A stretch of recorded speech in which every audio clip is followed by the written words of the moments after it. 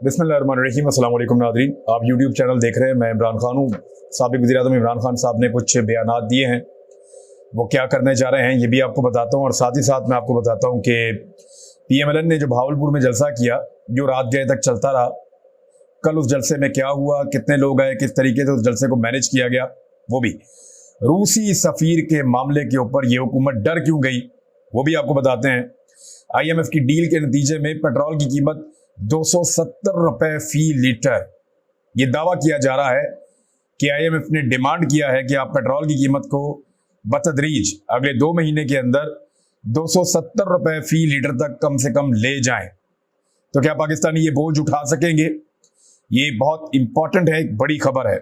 इमरान खान साहब के दौर की एक बहुत बड़ी कामयाबी वो अब फिर सामने आई है, उसके बारे में मैं आपको बताऊंगा। और वुकला को खरीदने की कोशिश की है शहबाज शरीफ ने।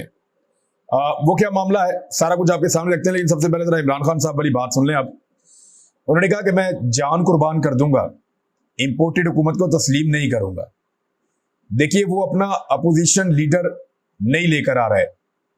हालांकि इस वक्त बहुत जरूरी है, कोई भी सियासी आदमी पार्लिमानी सियासत के अंदर सोचे तो उसको फौरी तौर पे फायदे और नुकसान को मैनेज करने के लिए अपना अपोजिशन लीडर लाना चाहिए, क्योंकि अपोजिशन लीडर अपना आएगा तो बंदे अपने तैनात हो सकेंगे।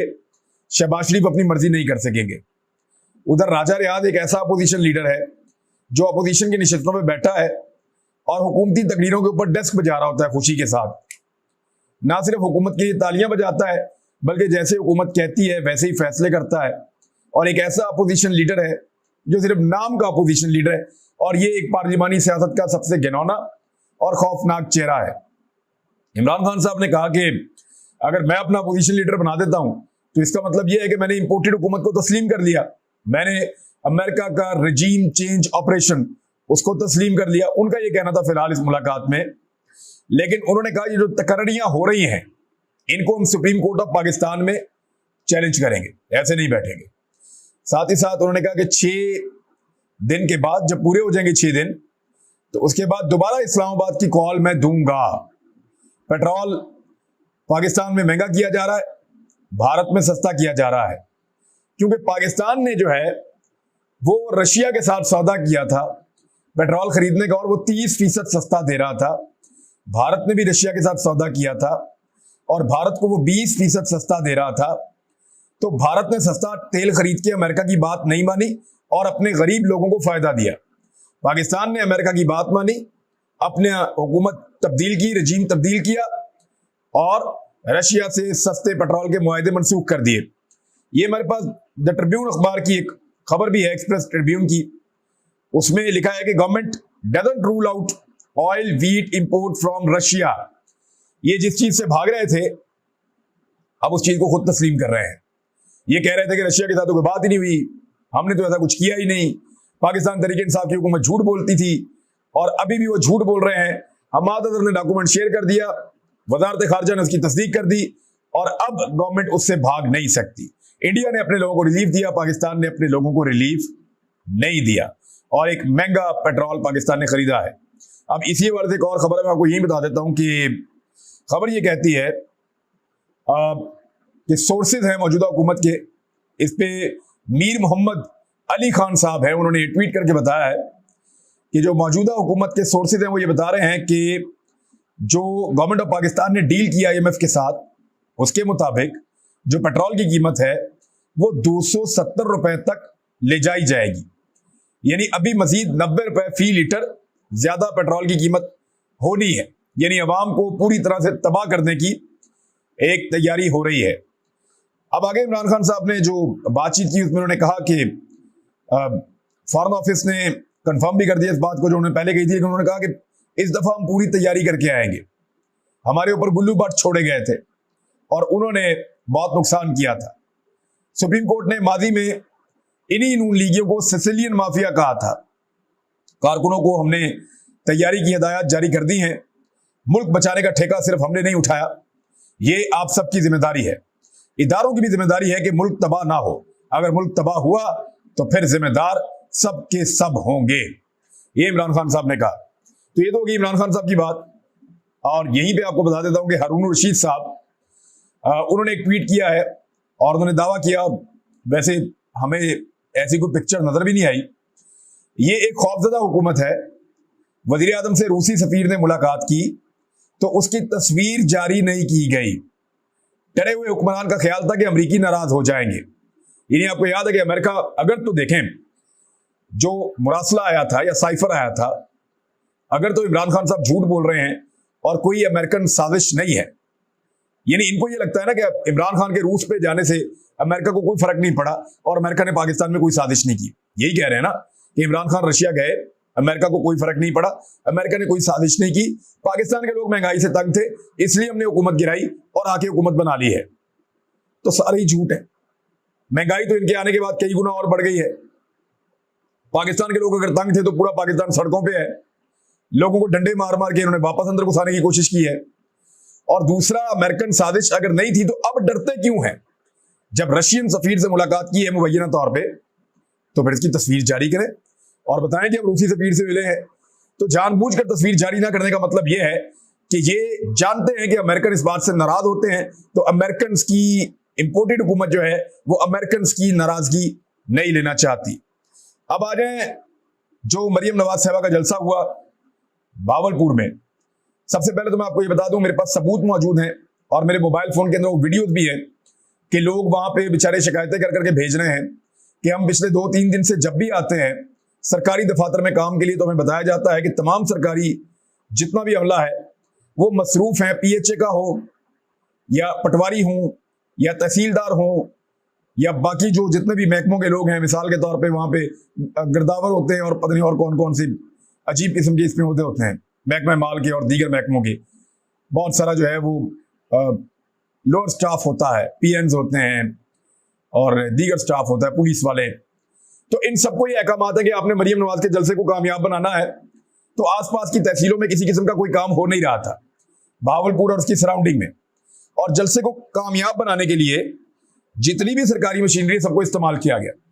सरकारी गाड़ियां इस्तेमाल की गई, पुलिस की गाड़ियों के अंदर तंबू टेंट कनाते मुझाई गई, सरकारी गाड़ियों के साथ PMLN के झंडे लगाए गए, उनके बैनर और पोस्टर जो है वो सरकारी मुलाजमीन ने बांधे, सरकारी वसाइल इस्तेमाल किए गए, सरकारी जनरेटर इस्तेमाल किए गए और चोरी की बिजली भी इस्तेमाल की गई। यानी जलसे में जो बिजली इस्तेमाल की गई, वैसे तो लोड शेडिंग पाकिस्तान में बात हो रही है, डॉलर्स बचाने के लिए लोड शेडिंग की जाती है, लेकिन मरियम नवाज के जलसे में जो बिजली इस्तेमाल की गई वो चोरी की बिजली इस्तेमाल की गई।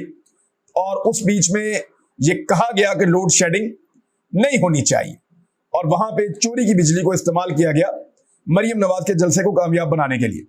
पटवारियों ने बहुत बड़ी तादाद में, सरकारी मुलाजमीन ने वहां इकट्ठे होकर पहले मरियम नवाज के इस्तकबाल के लिए एयरपोर्ट पहुंचे और उसके बाद पूरे प्रोटोकॉल के साथ उनको मुख्तलिफ महकमों के लोग लेकर आए और वहां पे सरकारी लोगों को बिठाया गया। कोरोना SOPs को फॉलो करते हुए 2 से 3 हजार कुर्सियां फासले पर रखी गई। अब मैं आपको एक और खबर बताता हूं कि मेट्रोपॉलिटन कॉर्पोरेशन के चीफ ऑफिसर की जानिब से मुबैना तौर पे एक नोटिफिकेशन भी जारी किया गया जिसमें कहा गया सरकारी मुलाजमीन को कि जलसे में शिरकत का आपको पाबंद किया जा रहा है और आप जलसे में जरूर शिरकत करेंगे।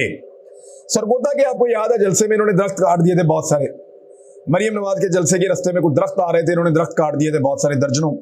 तो बड़ा अफसोस हुआ था हमें। अब इस्लामाबाद में 4-5 दरख्त चले हैं और वो भी इमरान खान साहब और पाकिस्तान तहरीक इंसाफ के कारकुन कहते हैं कि उन दरख्तों को आग लगाई है पुलिस ने ताकि इल्जाम लगाया जा सके पाकिस्तान तहरीक इंसाफ के कारकुनों के ऊपर। अब वो भावलपुर में भी जलसा के सामने जो स्टेज के सामने का हिस्सा था वहां पे जितने दरख्त लगे हुए थे उन तमाम दरख्तों को बेदर्दी के साथ काट दिया गया। यानी ये तो इंतहाई अफसोसनाक बात है कि इस्लामाबाद में आप दूसरों पे इल्जाम लगाने के लिए दरख्तों को आग लगा दें। अब तो कुछ वीडियोस भी मौजूद हैं जहां पुलिस वाले दरख्तों को आग लगा रहे हैं और वो वीडियो सोशल मीडिया पे अवेलेबल हैं कि पुलिस वाले किस तरीके से, लोग बता रहे हैं वीडियो में, वो देखें पुलिस वाले दरख्तों को आग लगा रहे हैं और नजर आ रहे हैं वो दरख्तों को आग लगाते हुए कि वहां पे कोई सिविलियन नहीं है, पुलिस वाले बैठे हैं और वो दरख्तों को आग लगा रहे हैं और इल्जाम लगाते हैं पाकिस्तान तहरीक इंसाफ पर। तो इसको तो आप कर लें क्लियर कि ये दरख्तों के दुश्मन है। इन्होंने सरगोदा में भी काटे, इन्होंने भावलपुर में भी दरख्त काट दिए बेदर्दी के साथ, इस्लामाबाद में दरख्तों को आग लगाई और उसके बाद मोटरवे के ऊपर जो दरख्त हैं वहां पे भी आसपास दरख्तों को आग लगाई और ये पंजाब पुलिस लगा रही थी, उसके सबूत मौजूद हैं और उसकी वीडियोस भी मौजूद हैं।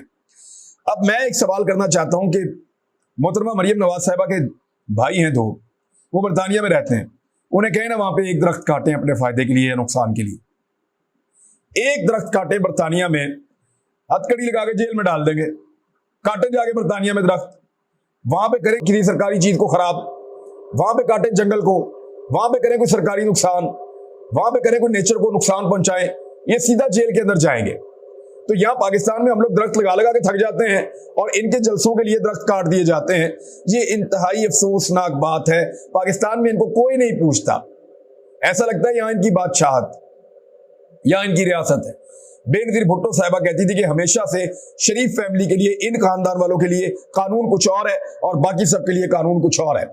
तो जो बात बेनजीर भुट्टो साहिबा कहती थी वही बात अब इमरान खान साहब भी कहते हैं, और वो बात सच साबित हो भी रही है कि सारे के सारे महकमे मिलकर मरियम नवाज के जलसे को कामयाब बनाना चाहते हैं। और जो विजुअल्स आए हैं वो इंतहाई अफसोसनाक, यानी चंद हजार लोग सिर्फ इकट्ठे कर पाए पूरे सरकारी वसाइल इस्तेमाल करने के बावजूद।